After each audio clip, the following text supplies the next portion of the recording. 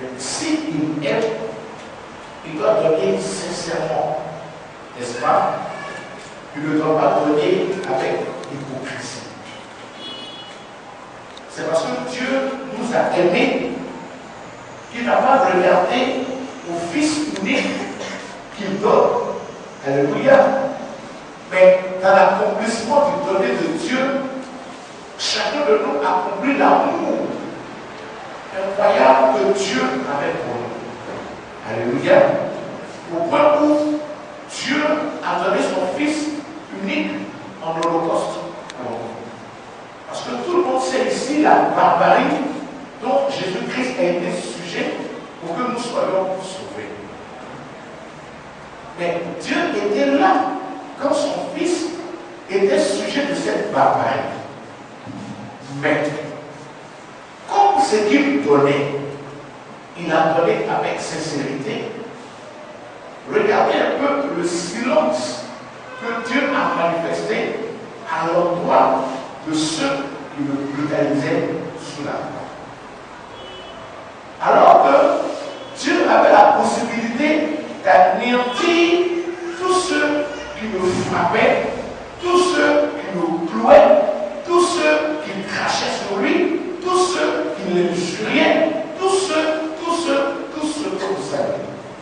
Mais comme Dieu voulait manifester la sincérité de son sacrifice, il n'a aucunement touché une des personnes parce qu'il avait un objectif qu'il voulait atteindre. Regardez avec moi le sérieux du sacrifice de Dieu pour nous. La fidélité que Dieu a manifestée dans ce sacrifice, qui avait la possibilité de prendre une décision pour que tout ce qui est en train de se faire s'arrête. Jusqu'aux soldats qui sont venus le prendre dans le jardin de Gethsémani, ou pour s'être présentés, ou Pierre a osé même couper l'oreille d'un des soldats, et puis Dieu a manifesté son amour en opérant le miracle pour établir l'oreille du soldat. Tout ça pour vous faire comprendre que Dieu ne voulait pas son sacrifice ambigu. Dieu ne voulait pas son sacrifice en cachette.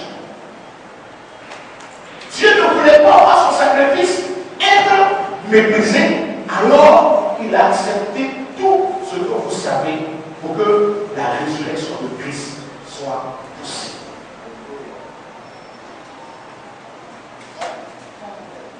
Il avait la possibilité de faire arrêter tout ce bruit, toute cette barbarie, tous ces propos. Mais la Bible dit, tellement que Dieu voulait voir son sacrifice digne, qu'il n'a répondu à personne. Il n'a levé la main sur personne. Parce que le grand Dieu a refusé que l'amour du sacrifice qu'il manifestait soit empreint d'hypocrisie. Dieu ne voulait pas qu'on dise, il a donné, mais est-ce qu'il a été sincère? Et c'est de ça que je veux te parler ce soir. Parce que c'est quelqu'un qui n'est pas hypocrite, il est rempli de sincérité. Et il est tellement sincère que même les à côté n'influencent pas sa résolution. C'est quand on n'est pas sincère qu'on est préoccupé par les à côté. J'ai pour l'habitude de dire ici que les à côté de l'accomplissement d'une bénédiction est conditionné par des épreuves. On ne peut pas parler de bénédiction et puis faire fi de l'épreuve que Dieu même permet pour nous permettre de rentrer dans notre destinée. Dis Amen. Amen.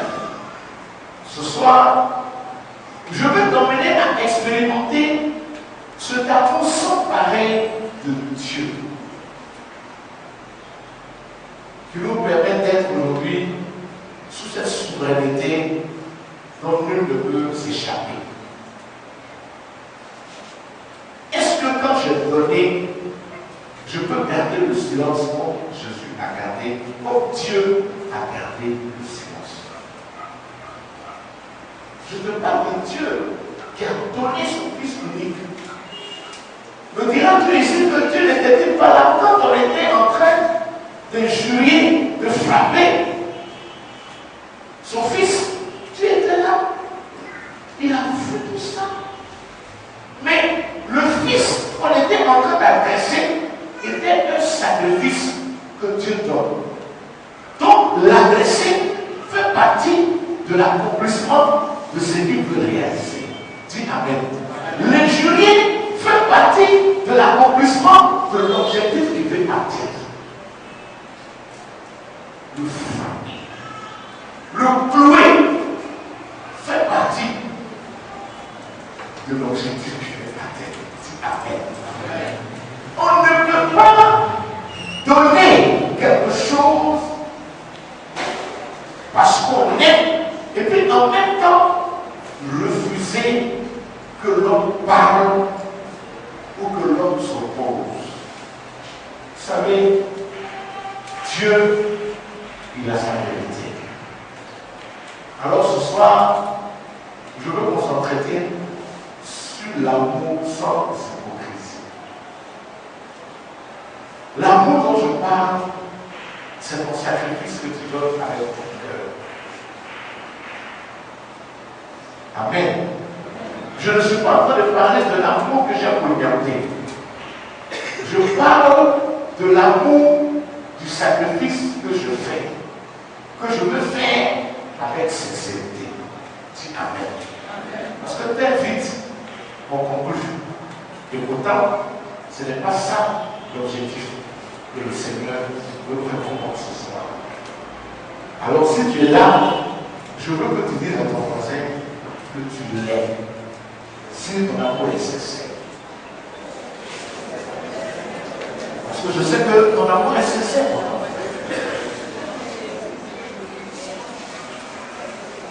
J'ai regardé ta face comme on regarde la face de Dieu. Dieu a donné pour sauver. Et aujourd'hui, je veux te parler de l'obstacle de notre sacrifice. Dis Amen. L'obstacle de notre sacrifice, c'est l'amour.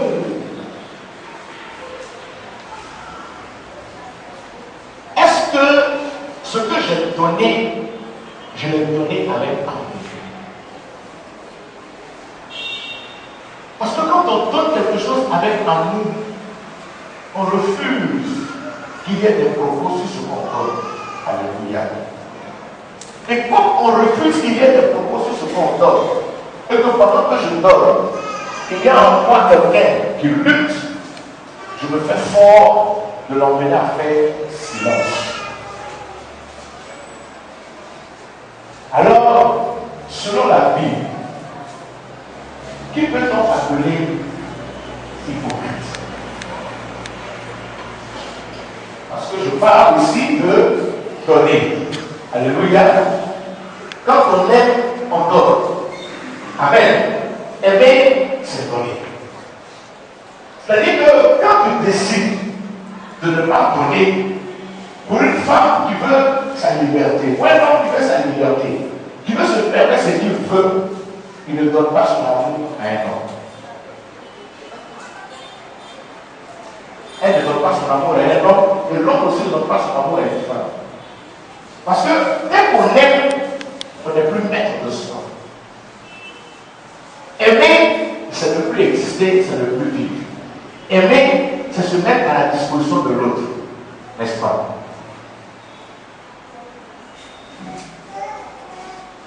Alors, quand nous prenons le livre de Romains, chapitre 12, en son verset 9, la Bible introduit ceci.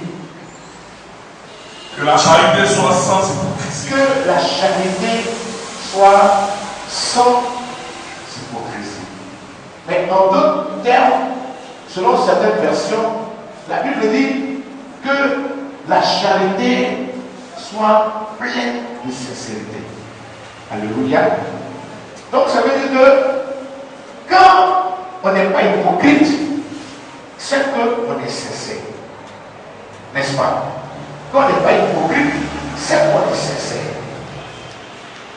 Alors, ce qu'on apporte à la présence de Dieu nous impose une bénédiction quand on est sincère. N'est-ce pas? C'est quand on est sincère que ce qu'on a donné peut produire. Alléluia. Alléluia. Dis à ton voisin, sois sincère dans ce que tu apportes.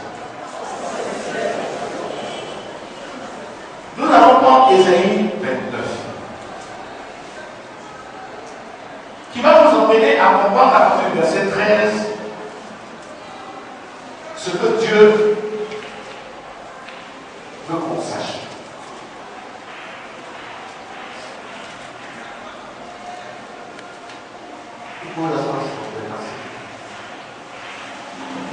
Ésaïe 29. À partir du verset 13, d'accord. Ésaïe 29, verset 13, la Bible dit. Le Seigneur dit. Le Seigneur dit. Quand ce peuple s'approche de moi, quand ce peuple s'approche de moi, il m'honore de la bouche et des lèvres. Il m'honore de la bouche.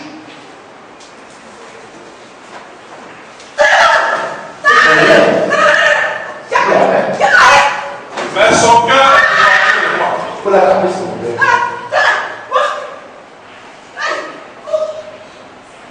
Est-ce que Herman quelque chose?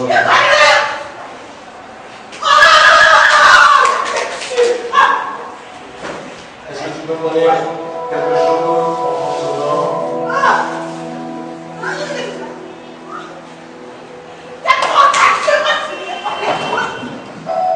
Alléluia.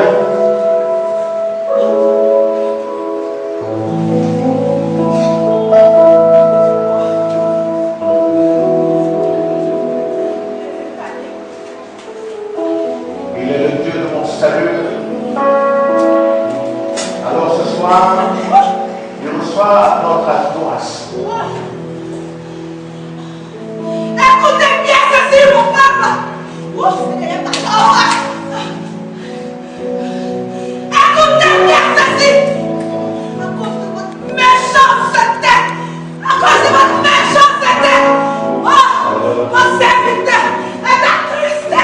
Mon serviteur est attristé. Mon serviteur est attristé. Son âme est attristé. Son âme est attristé. Pourquoi? Pourquoi? Pourquoi?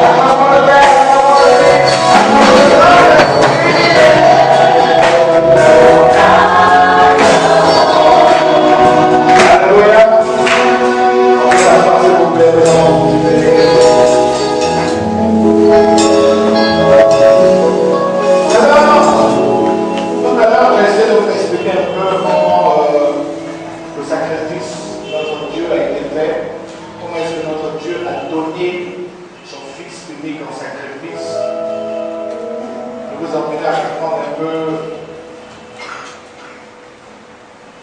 l'importance d'un sacrifice par tout ce que Jésus-Christ de Nazareth a vécu, alors que Dieu avait décidé de donner. Et tiens-moi bien, il est le grand Dieu. Il a la possibilité, alléluia, de faire arrêter tout ce qui avait été mis en route, selon tout ce que les hommes faisaient contre la personne de Jésus-Christ. Et Dieu, voulant rendre son sacrifice parfait, n'a aucunement fait quoi que ce soit pour que ce soit dit Amen. Alors que les hommes parlaient, les hommes les insultaient, les hommes les joignaient, les hommes faisaient tout ce qu'on pouvait faire chez les mêmes. Et on a même vu comment est-ce que Jésus a été crucifié à la croix, parce que pour nous faire comprendre que c'était tellement barbare. Ce sont des pieds soins qu'on a crucifiés, qu'on a cloués. Et tout ça, Dieu était là. Alléluia. Parce que Dieu a décidé de donner son Fils. Donc, tout ce qui suit, selon tout ce qui allait suivre, n'était pas un problème. Alléluia. Parce que Dieu voulait rendre son sacrifice parfait. Alléluia. Je crois ce soir, je veux que tu dises à ton voisin, rends ton sacrifice parfait. Amen. Alors il dit, le sous-texte que nous réunissons ce soir est un livre de Romains, chapitre 12, verset 9. Il dit que votre charité soit sans hypocrisie. N'est-ce pas? Et je dis tout à l'heure que j'allais vous donner une définition selon la Bible de ce que Dieu appelle l'hypocrisie. Je dors dans la maison de Dieu, mais je ne comprends pas. Je bénis les serviteurs de Dieu, mais je ne comprends pas. Je bénis les servants de Dieu, mais je ne comprends pas. Quand on annonce une préoccupation dans l'église, j'agis de façon brutale parce que je veux plus entendre parler de cette situation. Alors, je mets mes pieds à la disposition de Dieu. Dis à ton voisin, ça ne suffit pas. Ce n'est pas parce que j'ai donné que je vais être béni. Dieu, quand nous donnons, nous suit. Dis Amen. Dis Amen. Mais ce qui est merveilleux, c'est qu'avant même qu'on ne vienne donner, Dieu sait ce qu'il vous habite. Mais malgré tout ça, il prend plaisir à nous observer. Amen. Alors je lis qu'on prête Ésaïe 29, à partir du verset 13, et nous allons lire